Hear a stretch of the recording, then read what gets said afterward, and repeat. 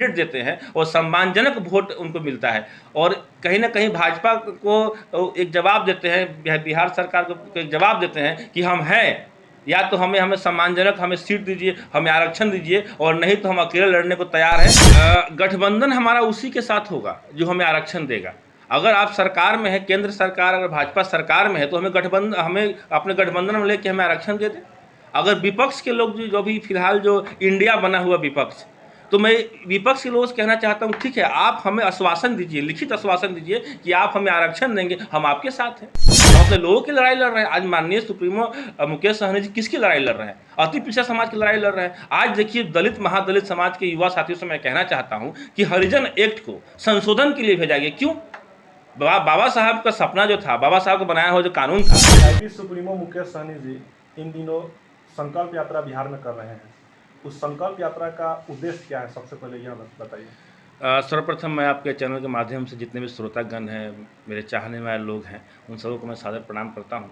अपना परिचय दीजिए। मेरा नाम राजेश कुमार सहनी हुआ, जिला परिषद सदस्य क्षेत्र संख्या 1 साहेबगंज, सह वीआईपी पार्टी जिला उपाध्यक्ष। और जिस कार्यक्रम के बारे में आप पूछ रहे हैं, वो आरक्षण हेतु एक संकल्प यात्रा चल रहा है वीआईपी पार्टी के राष्ट्रीय सुप्रीमो माननीय मुकेश सहनी जी द्वारा और उनके समर्थकों द्वारा। और यात्रा जो है लगभग 100 दिनों की यात्रा है पूरे बिहार, यूपी और झारखंड में। और इस यात्रा का मुख्य उद्देश्य यही है कि हमारे समाज में आरक्षण, जो कि हमारे समाज को जो आरक्षण दिल्ली और वेस्ट बंगाल में दिया गया है और देश के बाकी राज्यों में जो आरक्षण दिया गया है, वो आरक्षण हमारे बिहार, यूपी और झारखंड की अति पिछड़ा समाज को भी मिले। इसलिए मतलब बिहार में भ्रमण कर रहे हैं। बिल्कुल बिल्कुल। साहेबगंज में 30 तारीख को आए थे जी। पहले से कार्यक्रम था कि नहीं उनको? देखिए, साहेबगंज में जो कार्यक्रम हुआ वो आनन फानन में हुआ। पहले ये कार्यक्रम कहीं और निर्धारित की गई थी, पर किसी कारणवश कार्यक्रम वहाँ नहीं हो पाया। तो समय, क्योंकि समय को हम लोग को कहीं ना कहीं इस्तेमाल करना था, समय को इस्तेमाल करने हेतु मैंने ही बोला था कि कम समय भी हो, लेकिन साहेबगंज विधानसभा एक ऐसा जगह है और साहेबगंज प्रखंड एक ऐसा जगह है जहां हम लोग इच्छुक हैं और हम लोग कार्यक्रम को सफल जरूर बनाएंगे। और 2 दिन का ही समय हमें मिला और 2 दिनों के समय में हमने सब तैयारी हुई और कार्यक्रम बहुत सफल रहा। जैसे कि आप मीडिया बंधुओं ने देखा कि कार्यक्रम में लाखों की भीड़ थी। और इस तरह का कार्यक्रम साहेबगंज में इतने कम समय में मुझे लगता है कि पहला कार्यक्रम था कि 2 दिनों की तैयारी में इतनी बड़ी संख्या में लोग जुटे। इस संकल्प यात्रा से दिल्ली तक सरकार हिलने का अनुमान बताया जा रहा है। अनुमान बताया नहीं जा रहा है, दिल्ली सरकार हिल चुकी है। आप लोग मीडिया बंधु हैं, आप लोग ज़्यादा जानकारी होगा कि पूरे देश में आज मुकेश सहनी जी की चर्चा क्यों हो रहा है, वीआईपी सुप्रीमो की चर्चा क्यों हो रही है। आप मुझे बताइए कि बिहार में या इस देश के अन्य राज्यों में हर दिन कोई ना कोई पार्टियां बनती है, हर दिन कोई ना कोई पार्टी अपना रजिस्टर करवाता है।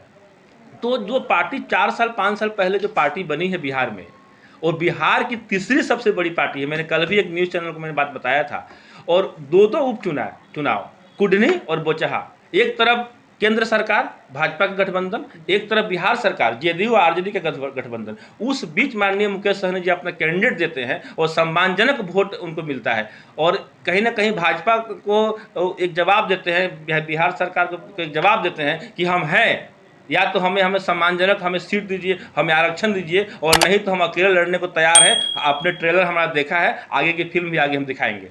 कार्यक्रम जो साहेबगंज में सफल हुई, इसके बाद यहाँ की जो जनता है उनमें काफ़ी कुछ सुनने को मिल रहा है कि इंजीनियर राजेश सहनी विधानसभा या लोकसभा के लिए तैयार हो रहे हैं। तो इस पर क्या कुछ टिप्पणी कीजिएगा? देखिए, लोकसभा तो बहुत दूर की बात है, रह गई विधानसभा की बात। तो फिलहाल मैं जिला परिषद सदस्य हूँ और मैं वीआईपी पार्टी का एक कार्यकर्ता हूँ।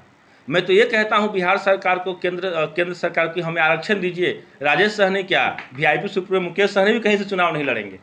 अगर आपको ये लगता है कि राजेश सहनी विधानसभा की तैयारी कर रहे हैं, लोकसभा की तैयारी कर रहे हैं, तो पहले मैं अपने यहाँ लोगों के आरक्षण के लिए मैं लड़ रहा हूँ। और दूसरा बात, मैं जिला परिषद सदस्य भी हूँ, अपने क्षेत्र के लोगों की सेवा कर रहा हूँ, अपने लोगों के लिए कार्य कर रहा हूँ। बाकी आप जैसे जो मेरे चाहने वाले हैं, जनता जनार्दन चाहने वाले, जो गरीब वर्ग के लोग, अति पिछड़ा वर्ग के लोग हैं, जो शोषित लोग हैं, जो मुझे कहीं ना कहीं एक इस तरह के नौजवान के रूप में देखते हैं कि मैं उनके काम आ सकता हूँ, उनका हर काम कर सकता हूँ, उनके दुख सुख में रह सकता हूँ। तो देखिए, मेरा कहने का मतलब है कि जनता जनार्दन फ्री है अपना विचार रखने के लिए। हर जगह विचार मैं भी सुन रहा हूँ कि साहेबगंज बाजार से लेकर साहेबगंज विधानसभा के अनेक क्षेत्रों से आज मुझे फ़ोन भी आया, आप जैसे मीडिया बंधुओं के द्वारा जानकारी भी हुई कि लोग आशंका लगा रहे हैं कि राजेश कुमार सहनी जिला परिषद क्षेत्र संख्या 1 के अभी सदस्य हैं और आगे जाके विधानसभा चुनाव लड़ सकते हैं। लेकिन मेरा कहना है कि आगे भी हमारी लड़ाई आरक्षण की ही रहेगी। अब देखिए, भविष्य किसी ने देखा नहीं है, भविष्य में क्या होगा वो कहीं ना कहीं आप सब देखेंगे। आप जिला उपाध्यक्ष हैं, बोल रहे हैं वीआईपी के, तो क्या लगता है, बात तो होती होगी कि वीआईपी पार्टी आगे तक किसके साथ गठबंधन करने को तत्पर रहेगी? कुछ देखिए, गठबंधन हमारा उसी के साथ होगा जो हमें आरक्षण देगा। अगर आप सरकार में है, केंद्र सरकार अगर भाजपा सरकार में है तो हमें अपने गठबंधन में लेके हमें आरक्षण दे दें। अगर विपक्ष के लोग जो भी फिलहाल जो इंडिया बना हुआ विपक्ष, तो मैं विपक्ष के लोगों से कहना चाहता हूँ, ठीक है, आप हमें आश्वासन दीजिए, लिखित आश्वासन दीजिए कि आप हमें आरक्षण देंगे, हम आपके साथ हैं। सीट का मुद्दा ही नहीं है गठबंधन में, हमें मेन आरक्षण का मुद्दा है। या केंद्र सरकार से आरक्षण मिलने का कोई प्रावधान अभी तक नहीं हुआ है बिहार वासियों का? इस देश के अलग अलग राज्यों में है, फिलहाल वेस्ट बंगाल में है, दिल्ली में है, अलग अलग है। तो मेरा कहने का मतलब है कि एक देश में दो कानून क्यों? एक देश में एक अति पिछड़ा वर्ग को अगर आरक्षण एक राज्य में मिला हुआ है तो सब राज्य में क्यों नहीं?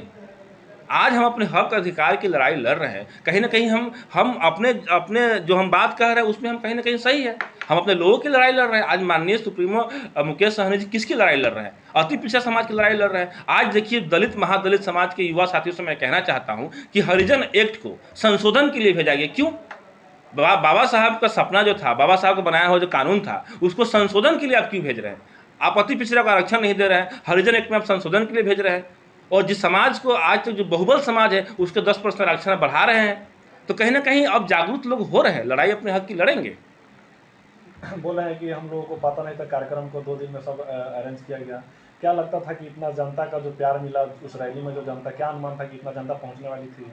देखिए, मैं वाकई में अगर मैं दिल से कहूँ, मैं एक युवा हूँ और मैं उस दिन बहुत भावुक हो गया था जब मैंने भीड़ को देखा, क्योंकि सच्चाई है कि 2 दिनों का कार्यक्रम था और कार्यक्रम की अध्यक्षता मैं कर रहा था अपने कुछ साथियों के साथ, जैसे मेरे प्रखंड अध्यक्ष धर्मेंद्र सहनी जी हैं, मनोज सहनी जी हैं, धर्मेंद्र सहनी जी समितिपति हैं। तो हम लोग सब 4-5 लोगों का ग्रुप जो मिल के हमारे पास कम समय था, और उस दिन मैं काफ़ी भावुक हुआ जब मैंने भीड़ को देखा कि लोग, देखिए, हमारा समाज उतना विकसित नहीं है कि उनके पास 4 चक्का गाड़ियाँ हो या सुविधा हो या पैसे वाले लोग ऑटो से, पैदल, मोटरसाइकिल से, किसी भी तरह से दूर दराज क्षेत्र से पहुँचे हमारे यहाँ। और आपने जो भीड़ देखा वो गरीबों की भीड़ थी। आपने पहली बार कोई कार्यक्रम देखा होगा जिसमें एक गरीब महिला कहीं दूर दियरा क्षेत्र से आती है और मंच पर चढ़ के माइक लेके और लोगों को संबोधन करती है। अगर आप पत्रकार बंधु इस तरह कार्यक्रम कहीं देखे होंगे कि दियरा क्षेत्र से कोई महिला जो बिल्कुल पढ़ी लिखी नहीं है, जो आज तक अपने परिवार संभाल रही थी, वो मंच पे आके अपने आरक्षण की एक महिला कोई आई थी, बोलते बोलते भावुक हो गए। बिल्कुल, मैं बगल में था, आपने देखा होगा जी। तो बताइए, उस महिला को जब आरक्षण के बारे में जानकारी है, एक दियरा क्षेत्र में, खुसेपुर अति साइड के दियरा क्षेत्र के एक महिला जो आज तक अपने परिवार में अपने बच्चों को संभालती है, अपने पति को संभाल रही थी, अपना घर संभाल रही थी, उस महिला को आरक्षण के बारे में जानकारी हुआ तो मंच पे आके भावुक होकर उन्होंने कहा और अपने मन की बात रखी। और क्या कुछ कहिएगा अपने साहेबगंज विधानसभा के जनता जनार्दन से, और अपने जो आप जिस क्षेत्र से हैं उस क्षेत्र को जनता को क्या कुछ कहिएगा? मैं अपने क्षेत्र के जनता जनार्दन से एक ही चीज़ कहूँगा कि अब वोट का व्यापार ना करें। वोट का व्यापार हमें अब नहीं करना है। अब हमें अपने बच्चों की भविष्य की लड़ाई लड़नी है, चाहे वो आरक्षण मुद्दा हो, चाहे रोजगार मुद्दा हो। क्या आपने देखा मंच पर से एक महिला ने कहा कि हमारा पति, हमारा बेटा बाहर कमा रहा है और कोई 2 साल 3 साल में बाहर से हमारे यहाँ कमाने आता है। आपने तमिलनाडु का आपने एग्जाम्पल उस महिला ने दिया कि तमिलनाडु में उनका पति काम कर रहा है, वहाँ मारकाट शुरू हो गया।